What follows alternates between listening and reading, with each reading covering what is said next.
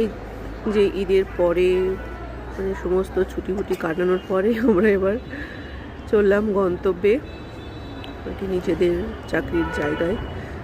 দেখো গাড়িটার কি অবস্থা, মানে জিনিসপত্র এত বেশি হয়ে গেছে যে লোকজন বসার মতো অবস্থা নেই। বহরমপুর থেকে ফিরলে আমার গাড়ির অবস্থা ঠিক এরকমই হয়, এত বেশি হিজি বিজি জিনিসপত্রে ভরে যায়। তারপরে তো এখন তো আবার আম কাঁঠালের সময়, আম কাঁঠালও ভরে দিয়েছে।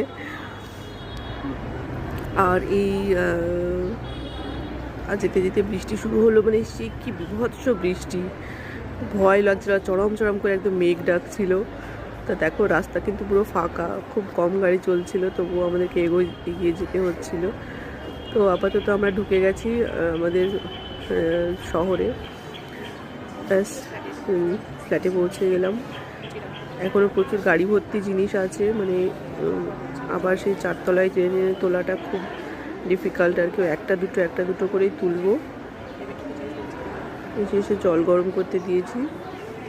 এই যে হাজব্যান্ড আবার ইতিমধ্যেই বড় বড় জিনিসগুলো নিয়ে আসছে। আসা যাওয়াটাই মানে এত হেক্টিকের যে কিছু বলার নেই, তবুও কেয়ার করা যাবে, মানুষের খুশির জন্য, নিজেদের খুশির জন্য একটু আসা যাওয়া তো করতেই হয়। তারপরে এটা হচ্ছে আমাদের পরের দিনের সকাল। হাজব্যান্ড আমাকে একটু স্কুলে পৌঁছে দিল।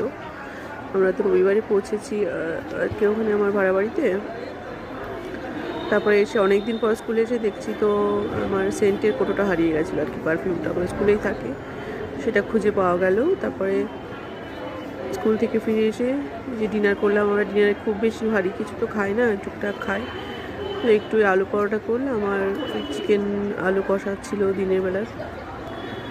তারপরে আজকে হচ্ছে পরের দিন দুপুরবেলা হাজব্যান্ড চলে গেছে আর কি, ছেলে কান্নাকাটি শুরু করেছে বাবা চলে গেছে বলে।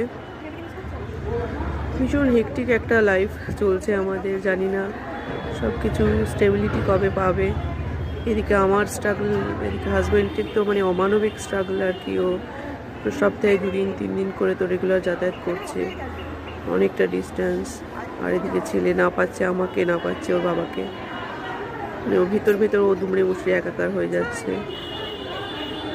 দেখা যাক সব কিছু ঠিকঠাক কবে হয়। আল্লাহর উপরে ভরসা রাখা ছাড়া কোনো তো রাস্তা নেই, নিঃসন্দেহে উনি কিছু একটা পথ তো দেখাবেনই। সব থেকে বেশি খারাপ লাগে ছেলের কষ্টটা দেখে। ও ছোটোবেলা থেকে এত স্যাক্রিফাইস করে যাচ্ছে নীরবে, এত স্যাক্রিফাইস করে যাচ্ছে।